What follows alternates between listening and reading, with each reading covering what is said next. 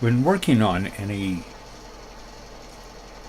woodwind instrument, whether it be the clarinet, the flute, the saxophone, one of the important aspects of proper playing is the venting.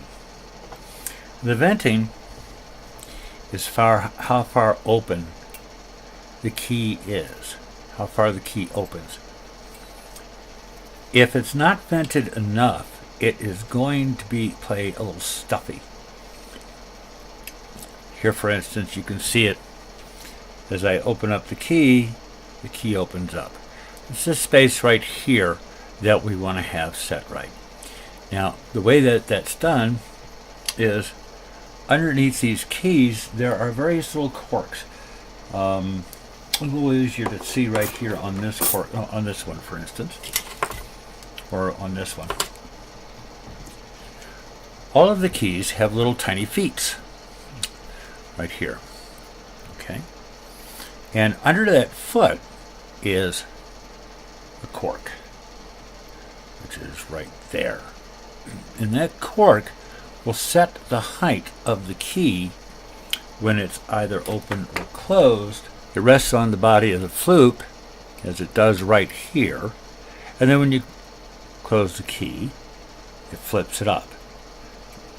Now, how high or low all this is will then set how high or low the venting is. Let's get this over here and get an angle on it. There we go. Here's the foot here, right there. And that foot, the cork on that will set the height of that vent. The vent itself is measured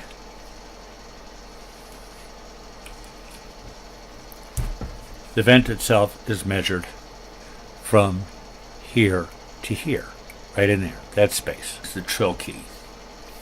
You can see here there are 2 feet down here at this end of the trill key.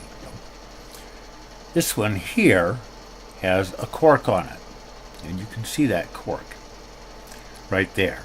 That foot will rest, that cork foot will rest on the body of the flute when you open up the flute to keep it from opening too far. This one here, however, we don't have one. It came off. So we'll have to make a new one for that, and that's what we're going to be doing. I have a little block of cork, and if I hold it this way, you can see that that looks like to be about the right height already. So all I need to do is cut off a piece to put it in here, and then I'll carve it down. I've lined it up with the fat part here. You'll notice that there's a slight curve outwards and a slight curve out here. That's going to be our full width of the block that we want to cut off. So we'll just kind of set this here, line it up, and cut off just a little bit wider than what we actually need. Cork is sandable, and we'll be able to sand this thing down to shape it. And I can just set this on and use the curve here to be able to set that. Take it from the top of the block, and we'll just mark that curve in.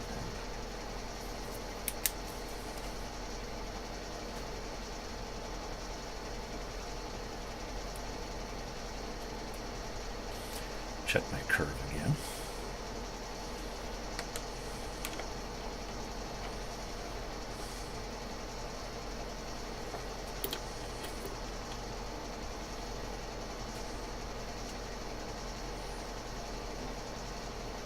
That would be best right there. Yeah, that's the curve there. Having marked that,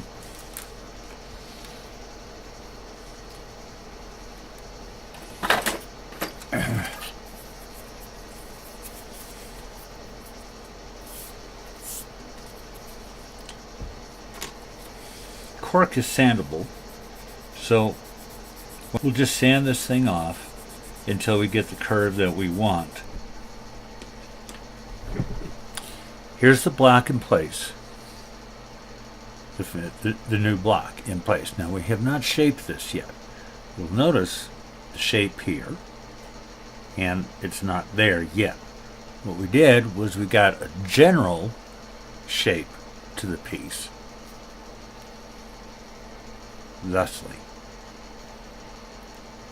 We'll want to let that glue cure for about 24 hours before we actually try to start to shape that, because it needs to be able to stick nice and solid while we're sanding, and then we'll sand it down into the shape that we actually want, and then we'll be able to install the key.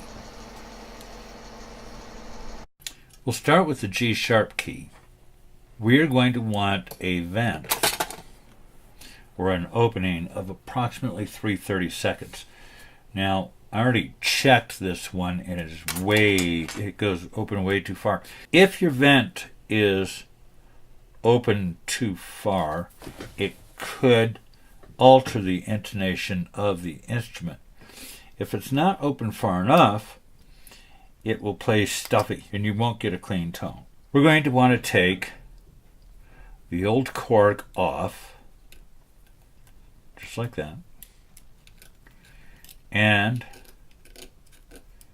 we'll be making a new cork, cutting a new cork for this. For my G sharp key, I need a piece of cork to go into that curve right here, 1/16 inch. Okay, I found a couple of pieces here that are 1/16 inch. That'll fit in there quite nicely, right into that little curve. We will have to curve it, but it's about the right length, and this is going to be perfect. So the next step is to cut the piece the right width. The easiest way to do that is to place the key on top of the cork, line it up with the edge, line your pocket knife up with the other edge, and cut that puppy.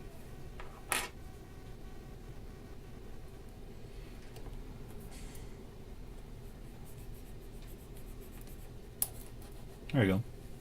We're using the micro pad and cork cement for this. We want to put a thin layer on the key right where the cork is going to go. Put a thin layer here.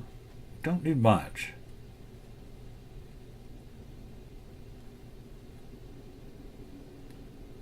There. And then we'll take this piece of cork that we also have just cut, and we'll put a thin layer here.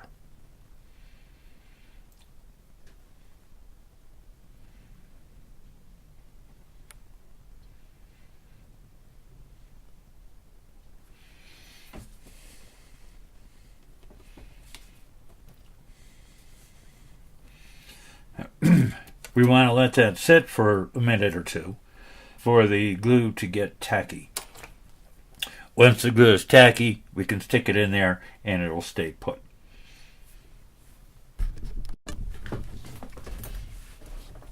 And now that our glue is nice and tacky, we'll just go ahead and put that piece in, thusly. This one's a little tough because there is a curve there. And we'll have to hold it down for a bit until it sets up. While we're holding this in place, for the G sharp key, you want a 1/16 inch cork, which should give you a 3/32 inch opening. You may have to do a little sanding to make that work. For your trill keys, you need a 1/16 inch opening. Those trill keys, as you will recall, we made one of these. We'll have to shape that down, and then we'll work those to get a 1/16 inch opening with our trill keys. The D, E, F sharp keys, that will be these four down here at the lower end. We want a 1/16 inch cork on each foot. The F key should have a 3/32 inch opening, and then the opening for the other keys will be based upon how the regulation goes. The G key should have a 1/16 inch cork to give you a 3/32 opening. The C key, a 1/16 inch cork to give you a 1/16 inch opening. The A and B key, you want a 1/16 inch cork on the A foot. Now on the adjustment flats, and again we'll probably show this again later when we actually get to this key, but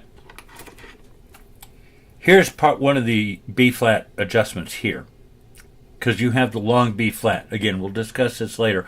You want to have a 1/64 cork on the two B flat adjustment areas. That should give you the proper opening, and then your opening then will also be based upon your regulation. You want a 1/16 inch cork on your B flat foot lever. On your low C, you want a 1/8 inch opening, and on your D sharp, you want a 1/8 inch opening. Another way to measure that would be in millimeters. Your G sharp key, you want a 2.4 millimeter opening. Your trill key is a 2.4 millimeter opening. Your F key should have a 3.1 millimeter opening, and then you'll adjust the others accordingly. Your G key needs a 3.1 millimeter opening. Your upper C key needs a 2.55 millimeter opening. Your low C and D sharp each need a 3.35 millimeter opening. This is just about set up. Because of the curve, you're going to have to hold it in place until it actually finally sticks. It'll take a little bit of time. You want to let them cure overnight. Give it until the next day for that cork to really settle in. Because you'll notice that there is a little shoulder of cork showing here and here. We'll want to go ahead and sand that down so it's nice and even with the cork. But again, I'm not doing any sanding. Just as with the trill key, we're not doing any sanding until we know that that cork is actually in place and not going to be moving when we're fiddling with it. One trick you can use, by the way, to help you hold these little foot corks in place until they set up is get yourself a bunch of hair clips like this.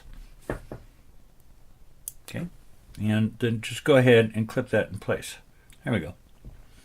Now that'll hold that nicely in place while we're letting that set up.